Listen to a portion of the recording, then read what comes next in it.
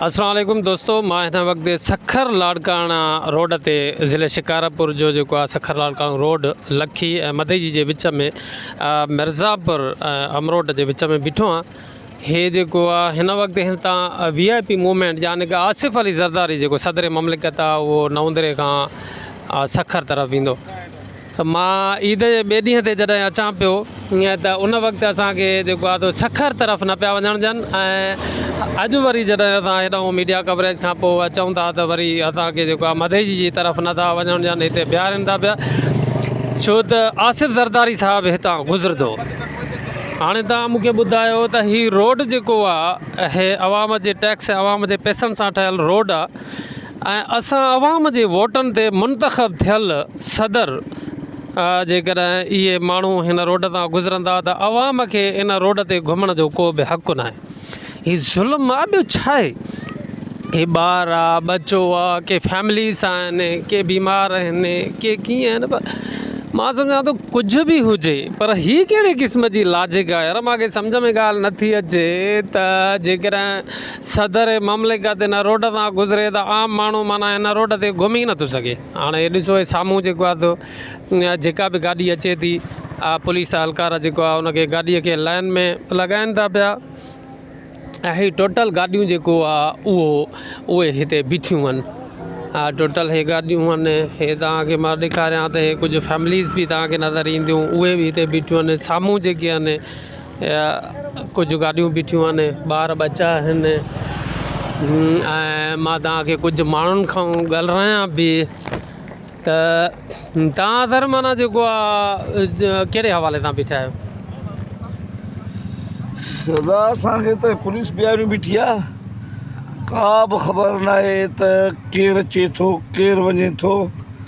ईअं बीहारे हे मूंखे मां पाण मूंखे तकलीफ़ आहे रिवर सिटी सखर अस्पताल में डॉक्टर शकील अब्बासी खे ॾेखारियो आहे जेको हॾियुनि जो डॉक्टर आहे।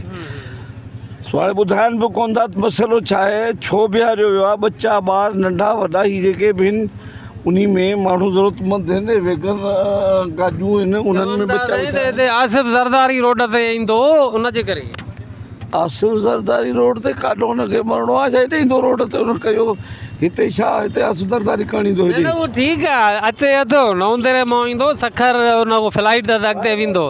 हा पर मां सम्झां आसिफ़ ज़रदारी जो रोड आहे जो माना उन पंहिंजे खीसे मां ठारायो छा? मां उहो ई चवां थो असांजे पैसनि मां रोड असांजो ठहियो आहे, असांखे छो थो चले बाबा तूं बि वञ असां बि वञूं। हूअं त ॾाढी चुमियूं पाईंदो आहे, ड्रामा कंदो आहे माण्हू में मुंहिंजी मोहबत आहे तव्हां सां। हाणे असांखे छाजे लाइ बीहारे छॾियो अथऊं? हीअ बच्चा ॿार सभु परेशान बीठा आहिनि जा। आसिफ़ ज़रदारी बाबा तूं अलाए साल अलाए अधु अलाए 6 महीना असांखे छो थो परेशान करे? तूं रोड खुलिया कर रखे छॾ, तूं पाण चए थो त असांखे बि तूं खुलियो छॾ न। हे पुलिस वारनि खे छाजे लाइ? आसिफ़ ज़रदारी तव्हां इहो ॿुधायो आहे, तव्हांजी महिरबानी, हे मीडिया जी महिरबानी आहे जेका वरी बि असांजो आवाज़ु मथे पहुचाए थी पई ऐं असांजूं जेके तकलीफ़ूं दर्द सूर जेके आहिनि मथे आवाज़ु पहुचे थो पियो।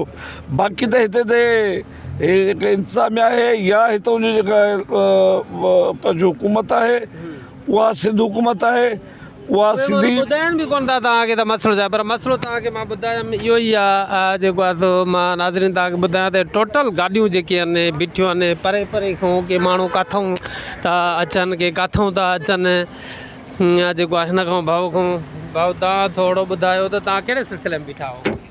वञूं पिया दादा मधेजी असां चकर ते कंहिं कमकार सां। हा त पोइ मधेजी वञो पिया त हिते कंहिं बीहारियो अथव, छो बीहारियो अथव? बसि चवंदा की VIP मूवमेंट आहे उनजे हवाले सां रस्तो रखियो अथऊं बीठा आहियूं। जेकर कोई बि VIP रोड ते जेकर घुमे त माना आवाम न घुमे। बसि हाणे तव्हां जॻह हालात तव्हां जॻह आहिनि जेको छा हिन ते कमेंट कजे। तव्हां थोरो कुझु ॻाल्हायो त सही त आसिफ़ ज़रदारी रोड पंहिंजे खीसे मां ठारायो आहे या आवाम जे पैसनि मां ठारायो आहे? आसिफ़ ज़रदारी जेकर रोड ते घुमे त माण्हू न घुमनि।